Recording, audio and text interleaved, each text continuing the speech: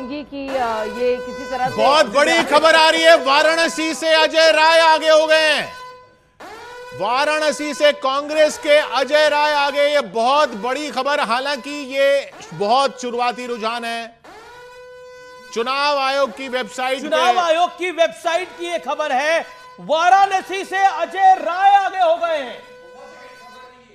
वाराणसी से अजय राय अपनी सीट पर आगे हो गए हैं, कांग्रेस के प्रत्याशी हैं पंकज। दूसरी बड़ी खबर अमीश किशोर ये है कि गांधीनगर से, देखिए बड़े लीडर्स कई बार जीत हार का मामला नहीं होता, कितने अंतर से जीतते हैं। 1,17,000 वोटों से आगे चल रहे हैं इस वक्त गृह मंत्री अमित शाह गांधीनगर से। जी वो ठीक है, लेकिन वाराणसी से किसी भी राउंड में, किसी भी स्टेज में अजय राय का आगे चलना बहुत चौंकाने वाली बात है, क्योंकि वाराणसी से प्रधानमंत्री मैदान में है। प्रधानमंत्री मैदान में है, किसी भी राउंड में। ये इलेक्शन कमीशन की वेबसाइट पर है।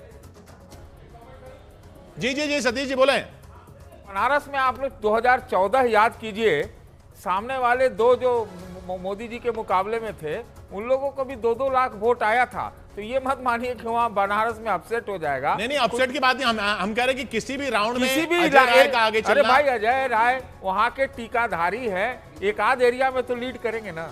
बात एक आध एरिया की नहीं है, प्रधानमंत्री जी की विश्वसनीयता पर सवाल है।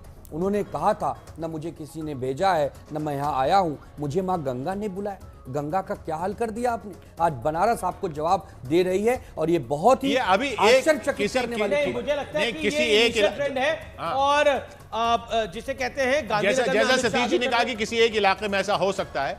अमित शाह आगे चल रहे हैं, प्रधानमंत्री नरेंद्र मोदी की सीट पर अजय राय एक राउंड एक आंकलन में आगे हैं। वो इलेक्शन कमीशन का आंकड़ा है जो हमने बताया आपको।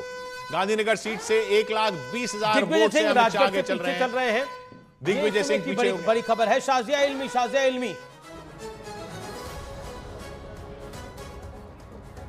इल्मी। अमीश जी, राउंड्स ऐसी होते रहेंगे, काउंटिंग होती रहेगी। और देखिए, हम कुछ लोग हैं जिन्होंने चुनाव लड़े हैं, और ये बहुत ही एक एक्साइटिंग फेज होता है, और दिल दगदगी लगी रहती है, कौन आगे है पीछे, आप देखते रहेंगे ये। और अलग अलग जगह से वोट जो है खुलते हैं और काउंटिंग होती है, और ये अपडेट्स आते रहेंगे। अभी बहुत सारे राउंड्स हैं, और मुझे लगता है बहुत जल्दी समाजवादी पार्टी के हमारे भाई जो कह रहे हैं कि प्रधानमंत्री जी को झटका लग रहा है, और ये बिल्कुल मुझे लगता है वो बहुत जल्दबाजी की बात है। पंकज कुछ कहना चाह रहे हैं। पंकज बिल्कुल अमीश किशोर, देखिए जो पेपर बैलेट का जो गिनती होती है वो बहुत इंटरेस्टिंग होती है। तो अभी इंटरेस्टिंग चीज पश्चिम बंगाल से है, बर्धमान दुर्गापुर। यहां से दिलीप घोष, एक्स प्रेसिडेंट है बीजेपी के, बहुत ज्यादा वोकल रहते हैं, तृणमूल पे हमला करते हैं, लेकिन कीर्ति आजाद लीड कर रहे हैं, उनके अगेंस्ट खड़े हैं। उधर हमारे साथ दानिश साहब जुड़े हुए हैं MIM से। दानिश साहब, इन रुझानों पर आप क्या कहेंगे? देखिए, रुझानों पर अब तक जो भी चीजें निकल कर आई हैं वो ये दिखाती थी कि जो पिक्चर बन रहा था स्क्रीन पे, और स्क्रीन के बाद अब जो सिचुएशन बनी है, ये हालात बनने थे। हालात टफ थे ही, इसमें कोई दो राय नहीं है।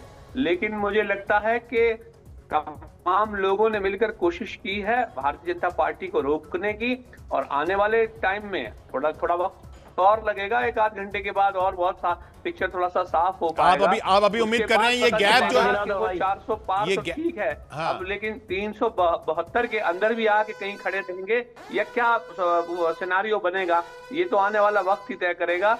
लेकिन एक मैसेज बिल्कुल साफ है, अब तक जो चीजें निकल। अच्छा, बड़ी खबर, दिल्ली के रुझानों में 7 सीटों पर बीजेपी इस समय। राजेश गुप्ता जी हमारे साथ आम आदमी पार्टी के मौजूद हैं। 7 सीटों पर बीजेपी लीड कर रही है। राजेश गुप्ता हमारे साथ है। दिल्ली की 7 सीटों पर बीजेपी लीड कर रही है। राजेश गुप्ता, क्या कहना चाहते हैं आप? दिल्ली की 7 सीटों पर बीजेपी आ गई इस समय। अमीश भाई, मैं तो वो कहूंगा जो शाजिया जी कह रही हैं कि अभी तो सिर्फ खुले हैं, अभी तो रुझान आ रहे हैं, धीरे धीरे आगे आते जाएंगे। लेकिन मैं इसमें एक बात और कहूंगा कि जिस तरीके से, देखिए, मैं और आप टीवी पे अक्सर बैठे होते हैं, और मैं बार बार आपसे कह रहा था कि ये संभव ही नहीं है जो 400 पार का नारा है, ये अपने आप में भोगस है, ये अपने आप में एक जुमला निकलेगा। और आप देख लीजिए, आपके सामने है कि अभी आप ही की स्क्रीन पे मैं देख रहा हूँ 197 इंडिया के खाते में है। अब इसमें आप भी अंदाजा लगा सकते हैं कि ठीक है, ऊपर नीचे होते रहेंगे, लेकिन जैसा माना जा रहा था कि 400 पार, वो तो कहीं से कहीं तक नहीं है। जमीन की रिपोर्ट अलग है।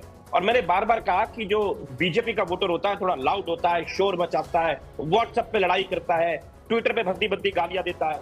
लेकिन जो आम आदमी पार्टी का वोटर है, जो इंडिया गठबंधन का वोटर है, ज्यादातर जगहों पे बड़ा शांत है, वो अपनी बात को रखने की कोशिश करता है। वो संविधान के लिए लड़ाई कर रहा था, वो देश को बचाने के लिए लड़ाई कर रहा था, वो प्यार के लिए लड़ाई कर रहा था। तो ये आपके सामने देश महान, लेकिन अभी भी बहुमत तो उन्हीं का दिख रहा है ना, अभी भी बहुमत बहुमत तो 272 पे होगा ना। आप 300 को लेके शेयर बाजार में बड़ी खबर है, स्टॉक मार्केट्स में बड़ी गिरावट है। रुझानों के बाद शेयर बाजार नीचे लुढ़क गए हैं। इस समय की बड़ी खबर है, शेयर बाजार में भारी गिरावट का दौर देखने को मिल रहा है।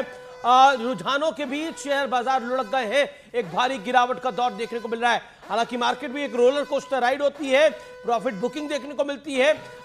इस समय एनडीए 290 पर, 197 पर, लेकिन राजेश गुप्ता बहुमत के लिए 1 सेकेंड सतीश जी, 272 का नंबर ही चाहिए बहुमत के लिए, और एनडीए ऑलरेडी 290 प्लस है। एक सेकेंड राजेश गुप्ता सुनिए, इसका मतलब है भाजपा के अपने पूरे नंबर नहीं आ रहे। आप एक बार भाजपा के पूरे नंबर नहीं आएंगे, आप देखिएगा एनडीए के बहुत सारे घटक दल जो डरे सामने बैठे हुए थे, वो छूट के अब इंडिया की तरफ आ जाएंगे और सरकार इंडिया की बनेगी। आप देख लीजिएगा, सरकार इंडिया का पूरे नंबर नहीं है, ये ध्यान रखिएगा। सतीश के सिंह यही ट्रेंड रहता है अमीश और किशोर, यही रहता है। तो राजनीतिक ट्रेंड जो हम पूरे देश में देखते हैं कि आज इस तरफ कल वो तरफ, तो वो बात सही कह रहे हैं आप पार्टी वाले कि बहुत सारे एनडीए के पार्टनर्स भाग जाएंगे भाई। ये ब्रेकअप देख लेते हैं इस 291 के। हम गुजारिश करेंगे प्रोड्यूसर से कि जी, ये ब्रेकअप जो है, ब्रेकअप हमने बताया है। पीयूष गोयल आगे चल रहे हैं, रविशंकर प्रसाद अब अपनी सीट पे आगे हो गए, अनुराग ठाकुर ऑलरेडी आगे चल रहे हैं। ये 291 का ब्रेकअप जो है वो क्या बढ़ रहा है, ये देखना इस वक्त जरूरी हो रहा है। जब 510 रुझान आए हैं, 543 में से 291 एनडीए, उसमें बीजेपी का इंडिविजुअल नंबर क्या निकल के आ रहा है, और बाकी पार्टियों का कितना निकल के आ रहा है, क्योंकि इसमें आंध्र प्रदेश की कई सीटें हैं जो एनडीए के खाते में हैं इस वक्त, क्योंकि टीडीपी जो है वो एनडीए के साथ है।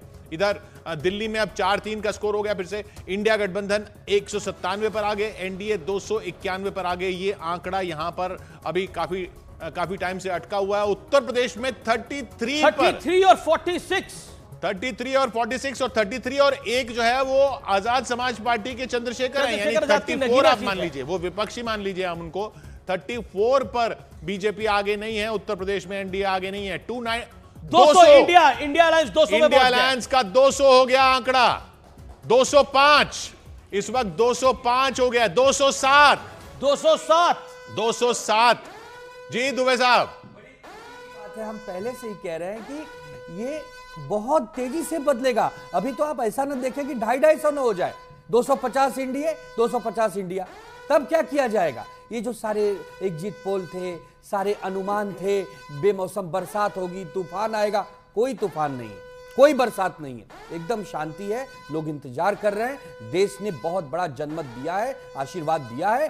विपक्ष ने जिस प्रकार मोर्चेबंदी की है और भाजपा को रोकने का काम किया है, जनता अभी रुकी नहीं है साहब, अभी भी 290 पे है, अभी भी 272। फिर कह रहा हूं, जो अभी हम देख रहे हैं वो लीड्स बहुत ज्यादा थिन है, और जो टैली है वो बहुत ज्यादा जिसे कहते हैं बहुत सीटें ऊपर नीचे हो सकती हैं, ऊपर नीचे बहुत सीटें ऊपर नीचे हो सकती हैं। अभी मैं साक्षी महाराज की सीट ही देख रहा हूं, वहां पे अनु टंडन को 2640 के करीब वोट मिले हैं अभी तक, साक्षी महाराज को 3382 वोट मिले, यानी लीड कितनी कम है। अशोक पांडे जो बीएसपी के, उनको 481 वोट मिले हैं, यानी बीजेपी के जो प्रत्याशी है वो भी 740 सीटों वोटों से ही आगे चल रहे हैं वहां पर। जी हाँ, तो बहुत कम मार्जिन चल रहे हैं इस वक्त, बहुत टाइट फाइट चल रही है, बहुत कांटे की टक्कर चल रही है, ज्यादातर सीटों पर ऐसा देखने को मिल रहा है। अब इंडिया गठबंधन महाराष्ट्र में आगे हो गया,